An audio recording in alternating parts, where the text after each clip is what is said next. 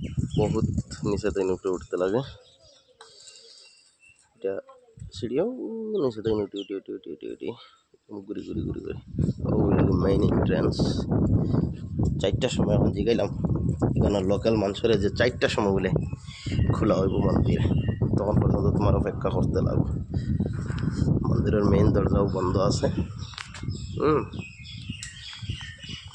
আর মন্দির তো আর মন্দির, ও ভাই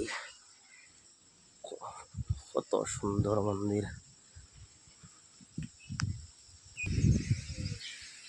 খুব সুন্দর পুষ্পগিরি মন্দির, অন্ধ্রপ্রদেশ কাড়াপ্প ডিস্ট্রিক্ট।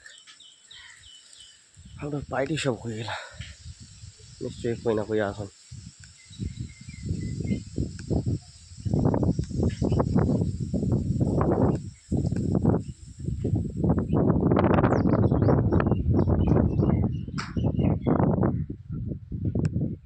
মন্দিরের দিয়ে দেখে গেট আছে,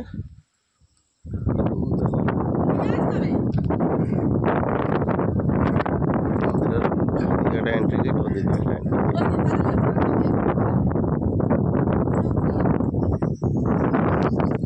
টান বহুত কষ্ট হয়েছে। আটুর ফুট না ধরে লিখে টান এগুলো আমার বাইক না, খাইতে খাইতে দেখায়নি বাইক না খালা হয়ে গেছে আন্দ্রার খানি হয়ে